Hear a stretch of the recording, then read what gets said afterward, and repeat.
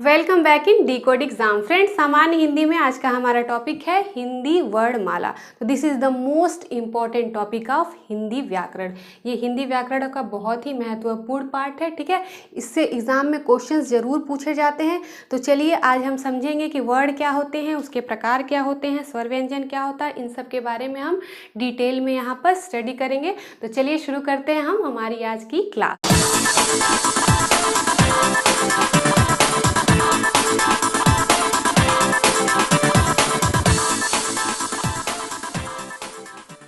ठीक है, तो सबसे पहले तो वर्ड क्या होता है उसके पहले हम ये देख लेते हैं कि ध्वनि किसे कहते हैं। जो भी कुछ हम अपने मुंह से आवाज़ निकालते हैं वो ध्वनि होती है, ठीक है। अब वर्ड क्या होता है, वही मूल ध्वनियाँ जिसके खंड ना किए जा सके उसे हम क्या कहते हैं, वर्ड कहते हैं, ठीक है। एक तरह से समझ लीजिए वही मूल ध्वनि जो हम बाहर निकालते हैं, ठीक है, वही हमारा वर्ड होता है, ठीक।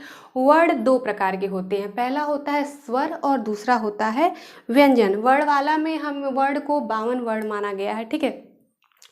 तो अभी समझते हैं स्वर क्या होता है। तो जब हम वर्डों का उच्चारण करते हैं और बिना रुकावट के ध्वनि मुंह से बाहर निकल जाती है, इसे ऐसे भी कह सकते हैं कि जब स्वतंत्र रूप से ध्वनि वायु हमारे मुंह से बाहर निकल जाती है उसे हम स्वर कहते हैं, ठीक है।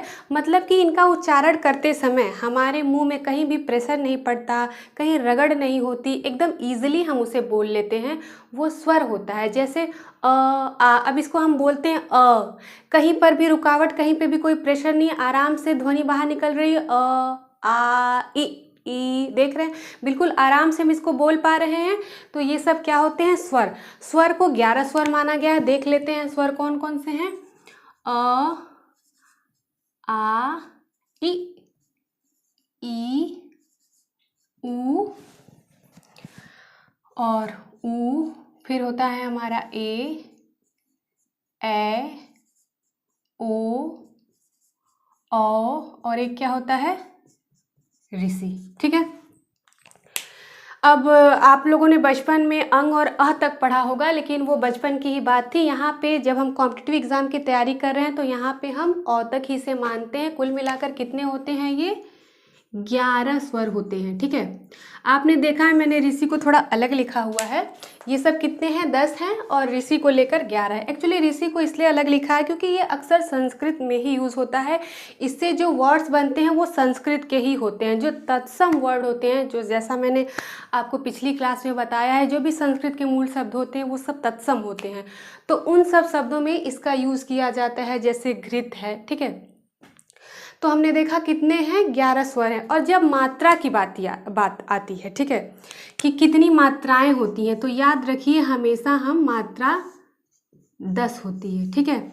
क्यों 10 होती है, अब स्वर तो 11 होते हैं, मात्रा 10 ही होती है, ठीक है। अब देखते हैं यहाँ पे ये जो अ होता है हमारा, ठीक है, अ में कोई मात्रा नहीं लगी है, ठीक। और अगर हम बाकी सब देखें तो सब में क्या है, हमें मात्रा मिलती है। एक्चुअल में मात्रा होती क्या है ये देख लेते हैं। ये जो यहाँ पे डंडी लगी हुई है, ठीक, आ की, ये मात्रा है। अब यहाँ पे जब हम छोटी बनाते हैं तो ऐसे बनता है, बड़ी ऐसे है, छोटा ऊ हमारा ऐसे हो जाता है, बड़ा ऊ ये है, ए और इसी तरह सारी मात्राएं हम देख सकते हैं। तो ये सब क्या है, मात्रा है। लेकिन अ में हम देख सकते हैं कुछ भी नहीं लगा हुआ है, कुछ है, कुछ भी नहीं है, इसलिए हम इसको मात्रा में नहीं गिनते हैं। तो मात्राएं हमेशा 10 होती हैं और स्वर 11 होते हैं। जब भी क्वेश्चन पेपर में पूछा जाए अक्सर लोग गलती करके चले आते हैं, जब मात्रा पूछी जाती है तो उसे भी 11 कर देते हैं। स्वर तो 11 होते ही हैं, लेकिन यहाँ पर ध्यान रखने वाली बात है, मात्राएं हमेशा 10 होती हैं और स्वर 11 होते हैं, ठीक है। तो ये सब आपका क्लियर हो गया। अब चलिए आगे बढ़ते हैं, ठीक है। अब स्वर कितने प्रकार के होते हैं वो देख लेते हैं, ठीक है। स्वर के प्रकार, चलिए याद रखिएगा, स्वर 11 हैं और मात्राएं 10 है। जब स्वर का हम प्रकार देखते हैं तो पहला जो होता है वो मूल स्वर होता है, ठीक है। इसे ही हम क्या कहते हैं, ह्रस्व स्वर कहते हैं, ठीक है। ये हमारे कौन कौन से होते हैं, अ, ई, ऊ और ऋषि, ठीक है। ये हमारा क्या होता है, मूल स्वर होता है और इसी को ह्रस्व स्वर भी बोलते हैं, ह्रस्व स्वर। यही वाले सारे जो मूल होते हैं वही हमारे ह्रस्व भी होते हैं। इसको हम ये कह सकते हैं कि एक मात्रा वाले, ठीक है, जिसमें एक मात्रा का समय लगता है, वे मूल स्वर या ह्रस्व स्वर होते हैं।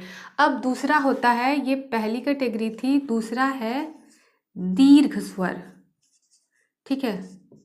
दीर्घ स्वर में क्या है, ये 4 हमारे मूल स्वर या ह्रस्व स्वर थे, बाकी कितने बचे 7, तो वो सारे हमारे किस में आ जाएंगे, दीर्घ में आ जाएंगे। जैसे आ है, ठीक है,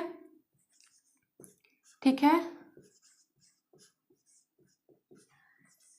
इसको चाहे ऐसे लिखिए चाहे वैसे भी लिख सकते हैं, मात्रा दीजिए चाहे नहीं, ठीक है। कितने हो गए, 1 2 3 4 5 6 7, देखा हमने। हमारे ह्रस्व कितने थे, 4 थे, ये 4 होते हैं, और ये कितने हो गए, 7, कुल मिलाकर 11 हो गए हमारे, ठीक है। तो अब इसे कह सकते हैं कि जिनमें एक मात्राएं होती हैं या जिनमें एक मात्रा, जिनके उच्चारण में एक मात्रा का समय लगता है, उसे हम ह्रस्व स्वर या मूल स्वर बोलते हैं, और जिनके उच्चारण में हमें 2 मात्रा का समय लगता है उसे हम दीर्घ स्वर कहते हैं, ठीक है। कभी कभी लोग कंफ्यूज होते हैं, इसको आपका ये वाला, इसे और इसे छोटी मात्रा, छोटे वर्ड मानकर, छोटे स्वर मान के इसको हमेशा ह्रस्व में ले लेते हैं, लेकिन ये ऐसा नहीं है, ये दीर्घ स्वर है, इसे हमेशा ध्यान रखिएगा, ठीक है। तो और एक आता है प्लुप्त स्वर, ये बहुत ज़्यादा इम्पॉर्टेंट नहीं है क्योंकि ये पूछा नहीं जाता है हिंदी में, फिर भी आप देख लीजिए अगर कभी पूछ ले तो। प्लुप्त स्वर क्या होता है, प्लुप्त स्वर वो होता है जिसमें 3 मात्रा का समय लगता है, या यूं भी कह सकते हैं किसी बुक में दिया होता है कि 2 मात्रा से ज़्यादा का समय लगता है, ठीक है, उसे हम प्लुप्त स्वर कहते हैं। इसमें एक ही ज़्यादातर आता है, ओम, ठीक है। इसका एग्जाम्पल देख लेते हैं, यही 3 मात्रा का समय देख रहे हैं, ठीक है। तो अब हमने ह्रस्व, दीर्घ और प्लुप्त स्वर जो स्वर के प्रकार है इसे समझ लिया है। यहाँ पे स्वर 11 होते हैं, मात्राएं 10 होती हैं, इसे भी हमने अच्छे से समझ लिया है यहाँ पे, ठीक है। तो अब हम आगे बढ़ते हैं, व्यंजन पे आते हैं, ठीक है। चलिए शुरू करते हैं व्यंजन को। तो अब हमारा व्यंजन देखते हैं क्या होता है, ठीक है। व्यंजन वे होते हैं जो स्वर की सहायता से बोले जाते हैं, ठीक है। जैसे कि क होता है, ये देख लीजिए क है, ठीक है। तो जब हम क को खंडित करेंगे तो हमें क्या मिल जाएगा, क प्लस अ। तो हम देख सकते हैं इसमें क्या ऐड है, हमारा स्वर इसमें ऑलरेडी ऐड है, ठीक है। तो व्यंजन को हमने समझ लिया। अब चलिए हम सारे वर्ग देखते हैं, जैसे क वर्ग, ख वर्ग, क वर्ग होता है, च वर्ग होता है, ट वर्ग होता है, त वर्ग और प वर्ग, जो हमें याद करना पड़ता है अक्सर, ठीक है। तो चलिए इसको देख सकते हैं, एक छोटी सी ट्रिक है, इसी तरह से मैंने भी इसे याद किया था, तो वो आपको बताती हूँ। कचट तप, कचट तप, ठीक है। इस तरह से इसको याद कर लेंगे तो आपको ये सारे जो वर्ग हैं वो याद हो जाएंगे, ठीक है। कचट तप, ठीक है। क से क, ख, ग, घ, अंग, च का है हमारा, ट का और त का और प का, ठीक है। यहाँ तक का हमने यहाँ पर देखा। अब चलिए ये देखते हैं कि कौन से वर्ड कहाँ से बोले जाते। एक्चुअल जब हम ध्वनि मुंह से निकालते हैं, वर्ड जब हम बोलते हैं, तो कभी हम कंठ से शुरू करते हैं और मुंह से हमारी ध्वनि बाहर निकलती है। हम यहाँ से शुरू करते हैं बोलना, देखिए बोलते समय यहाँ से आवाज़ निकल रही है और मुंह से बाहर, यहाँ से शुरू होती है और यहाँ से बाहर निकलती है, ठीक है। तो व्यंजन बोलते समय जो व्यंजन होते हैं क, ख, ग, तो कब, कहाँ पर, किस जगह पर प्रेशर पड़ता है हमारे, कैसे रगड़ खा के वो ध्वनि बाहर निकलती, इसको ज़रा डिटेल में यहाँ समझते हैं, ठीक है। पहले हम उसे समझ लेंगे यहाँ, उसके बाद हम ये देखेंगे कि क कैसा है, क कहाँ से बोला जाता है, क वर्ग का, च वर्ग का कहाँ से बोला जाता है, फिर इसको हम समझेंगे। तो पहले हम उसे अच्छे से समझ लेते हैं। बोर्ड थोड़ा क्लीन कर देते हैं ताकि आपको आराम से दिखाई दे बढ़िया से, फिर समझते हैं। अगर इसे आपने अच्छे से समझ लिया तो फिर व्यंजन आप अच्छे से कर पाएंगे। चलिए देखिए, जैसे मान लीजिए मेरी आर्ट बहुत बढ़िया नहीं है, फिर भी ये मान लीजिए मुंह है, ठीक है, ठीक है। अब इसे समझते हैं। जो यहाँ का पार्ट है मान लीजिए, ठीक है, ये हमारा कंठ हो गया, ठीक है, कंठ, ओके। ये वाला पार्ट देखिए, जब हम बोलते हैं तो यहीं से शुरू होती है आवाज़, ये हमारा कंठ होता है। तो ये कंठ होता है। एक्चुअल हमारे जो कंठ से लेके मुंह है उसमें सब पार्ट होते हैं, तालव्य, मूर्धा, दांत, उसी को हम यहाँ पे समझ रहे हैं, ठीक है। तो ये कंठ होता है, इसके ऊपर का जो होता है वो क्या हो जाता है, तालव्य, ठीक है। उसके ऊपर क्या हो जाता है, ठीक है, यहाँ से समझते हुए चलेंगे। तालव्य के ऊपर क्या आता है हमारा, मूर्धा, इसी को मूर्धन्य कहते हैं, ठीक है। उसके ऊपर क्या आ जाता है हमारा, दंत्य, ठीक है। और उसके बाद जो ये चीज़ है हमारा होंठ, ये वाला पार्ट आ गया, तो इसको क्या बोलते हैं, ओष्ठ, ठीक है।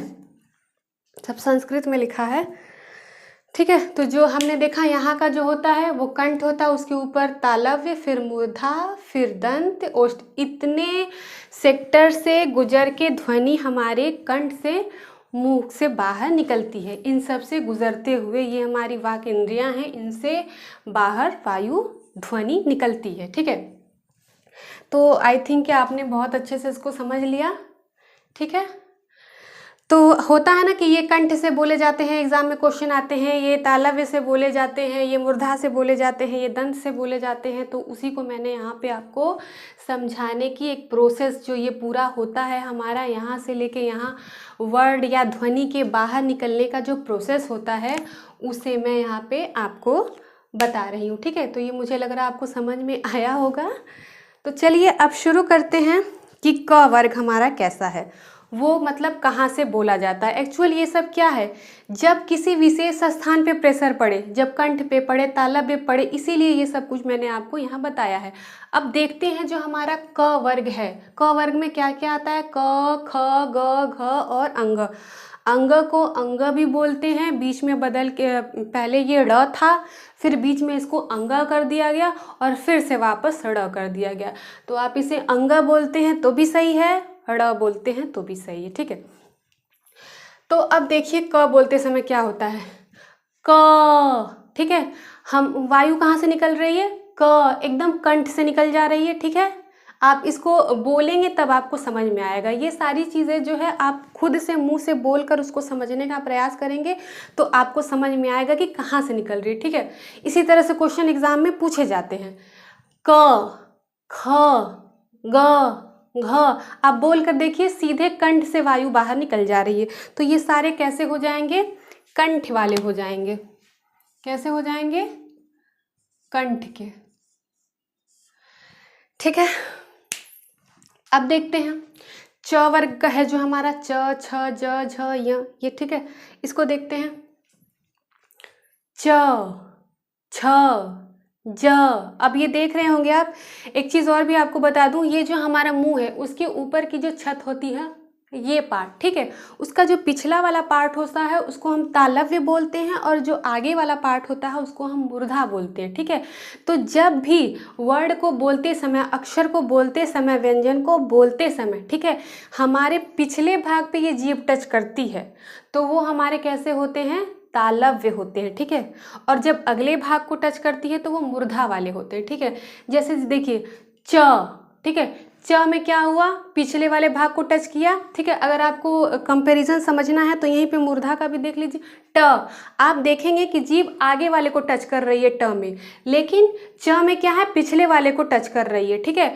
तो जब जीभ पिछले हिस्से को टच करती है ऊपर की हमारी छत की तो वो तालव्य होता है, ठीक है। तो ये सारे च, छ, ज, झ हमारे कैसे हो जाएंगे, तालव्य के हो जाएंगे। अब आ जाइए ट, अभी तो मैंने इसको भी बता ही दिया, मूर्धा। अब देखिए ट में क्या हो रहा है, ट, ठ, ड, आगे वाले पार्ट को जीभ टच कर रही है हमारी, ठीक है। तो ये सब कैसे हो जाएंगे, मूर्धन्य हो जाएंगे, ठीक है।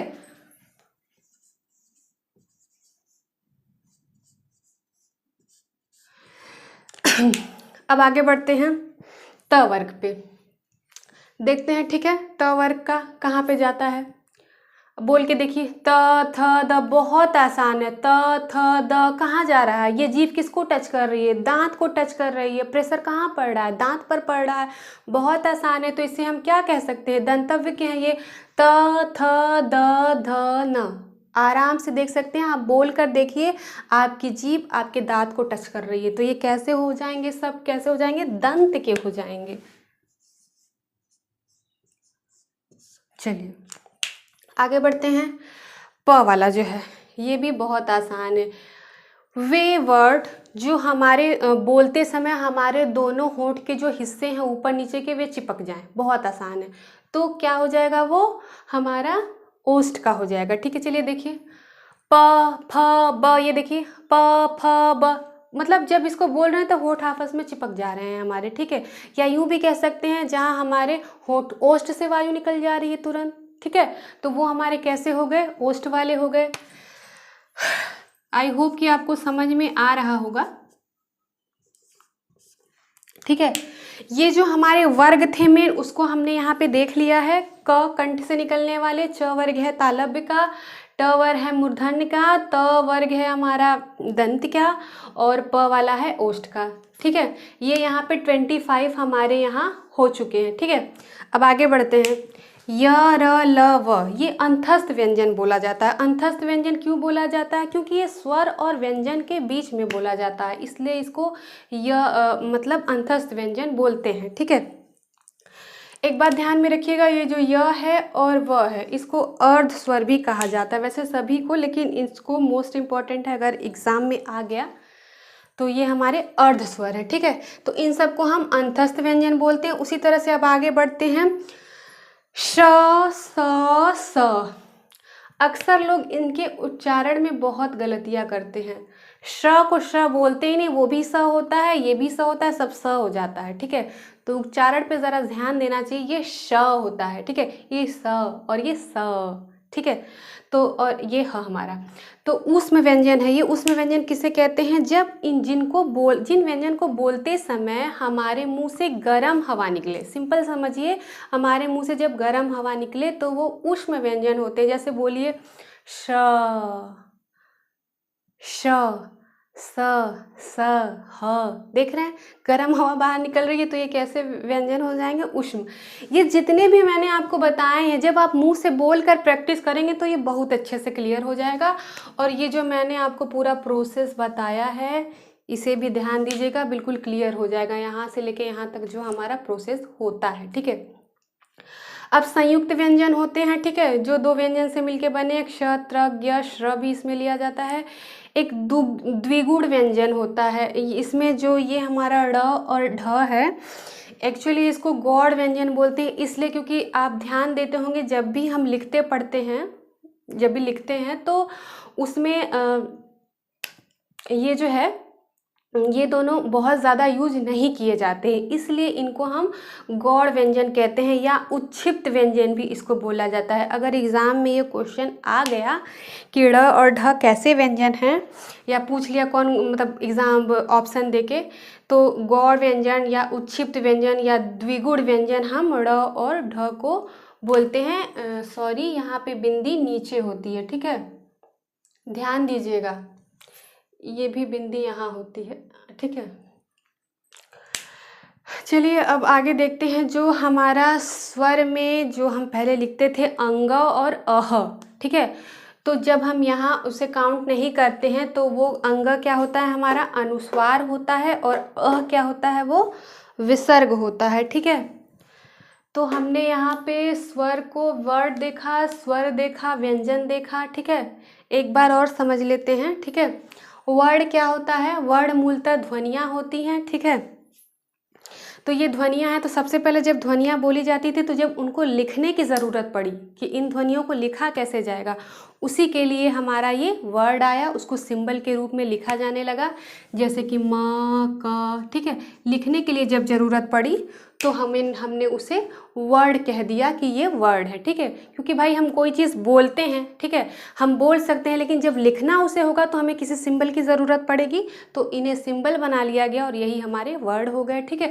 वर्ड दो प्रकार के होते हैं, स्वर और व्यंजन, ठीक है। स्वर को हमने समझ लिया था, यहाँ पे 11 स्वर हैं, 10 मात्राएं हैं, ठीक है। व्यंजन को हमने यहाँ पे देखा कौन से कंठ से बोले जाते हैं, कौन तालव्य से, कौन मूर्धन्य से, कौन दंत से, कौन ओष्ठ से, ठीक। अंतस्थ व्यंजन कौन कौन से हैं देख लिया, ऊष्म कौन है, संयुक्त, द्विगुण, अनुस्वार और विसर्ग क्या है, सब हमने यहाँ पे समझ लिया है, ठीक है। हमारी नेक्स्ट क्लास में भी हम इसी से रिलेटेड पढ़ेंगे, ठीक है, क्योंकि अभी ये कंप्लीट नहीं हुआ है। नेक्स्ट क्लास में हम अघोष, सघोष, अल्पप्राण, महाप्राण और बाकी इसमें जो कुछ बचा है वो सब नेक्स्ट क्लास में हम अपना कंप्लीट करेंगे। तो ये बहुत ही इम्पॉर्टेंट है, इसको बहुत अच्छे से प्रैक्टिस कर लीजिएगा। ये सारे अपने मुंह से बोलकर आप जितनी प्रैक्टिस करेंगे उतना अच्छे से आपका हो जाएगा, क्योंकि एग्ज़ाम में क्वेश्चंस ज़रूर पूछे जाते हैं, ठीक है।